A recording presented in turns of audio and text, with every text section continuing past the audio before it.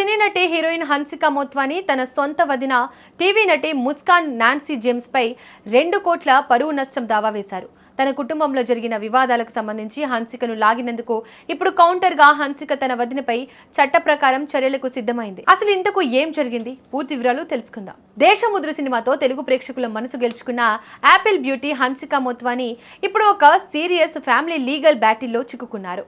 Glamour ప్రపంచానికి దూరంగా Mumbai court మెట్లు ఎక్కిన హన్సిక తన సొంత వదిన టీవీ నటి ముస్కాన్ నాన్సీ జేమ్స్ పై 2 కోట్ల పరువు నష్టం దావా వేశారు. అసలు ఒకే కుటుంబానికి చెందిన వీరి మధ్య ఈ స్థాయి గొడవ ఎందుకు మొదలైంది? ఆరోపణలు ఏంటి? హన్సిక వర్షన్ ఏంటి? హన్సిక సోదరుడు ప్రశాంత్ మోత్వాని టీవీ నటి ముస్కాన్ నాన్సీ 2020లో వివాహం చేసుకున్నారు. అప్పట్లో వీరి వివాహం చాలా గ్రాండ్ గా జరిగింది.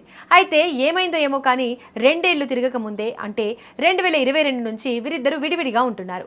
అప్పటి నుంచి వీరి మధ్య విభేదాలు ముదిరి చివరకు పోలీస్ స్టేషన్లకు, కోర్టులకు చేరాయి. ముస్కాన్ తన భర్త ప్రశాంత్ తో పాటు హన్సికపై కూడా సంచలన ఆరోపణలు చేస్తూ ఎఫ్ఐఆర్ నమోదు చేయడంతో ఈ వివాదం వెలుగులోకి వచ్చింది. ముస్కాన్ తన ఫిర్యాదులో గృహహింస మరియు వేధింపుల గురించి పేర్కొన్నారు. పెళ్లి సమయంలో మరియు ఆ తర్వాత తన అత్తగారి కుటుంబ ఖరీదైన బహుమతుల కోసం డిమాండ్ చేశారని ఆమె ఆరోపించారు. వీటన్నింటికి మించి ఆమె చేసిన ఒక ఆరోపణ అందరినీ షాక్ గురిచేసింది. తన భర్త మరియు హన్సిక పెట్టిన వేధింపుల వల్లే తనకు బెల్స్ పాల్సీ అనే ముఖ పక్షవాతం వచ్చిందని ముస్కాన్ ఆవేదన వ్యక్తం చేశారు. దీనివల్ల కెరీర్ దెబ్బతిందని, ఆరోగ్యం క్షీణించిందని ఆమె వాదించారు. ఈ ఆరోపణలపై హన్సిక మౌనాన్ని వీడారు. తన ప్రతిష్టను దిగజార్చేలా ముస్కాన్ సోషల్ మీడియాలో మరియు మీడియా ముందు మాట్లాడుతున్నారని హన్సిక ముంబై సెషన్స్ కోర్టును ఆశ్రయించారు. హన్సిక తరపు న్యాయవాది అద్నాన్ షేక్ వాదన ప్రకారం ముస్కాన్ పెళ్లి సమయంలో హన్సిక దగ్గర 27 లక్షలు అప్పుగా తీసుకున్నారని, దాన్ని తిరిగి చెల్లించకుండా తప్పించుకోవడానికే ఇలాంటి తప్పుడు ఆరోపణలు చేస్తున్నారని హన్సిక పిటిషన్లో పేర్కొన్నారు.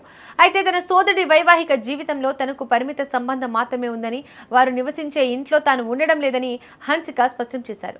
ఇక ఇదిలా ఉంటే కేవలం సివిల్ దావా మాత్రమే కాకుండా అంధేరి మెజిస్ట్రేట్ కోర్టులో భారతీయ న్యాయ సంహిత కింద క్రిమినల్ పరువు నష్టం కేసు కూడా దాఖలు చేశారు.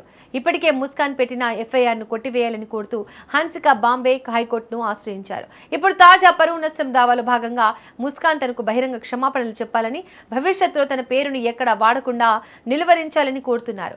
2 కోట్ల నష్టపరిహారం చెల్లించాలని డిమాండ్ చేస్తున్నారు. ముంబైలోని దిందోషి సెషన్స్ కోర్టులో ఈ కేసు త్వరలో విచారణకు రానుంది.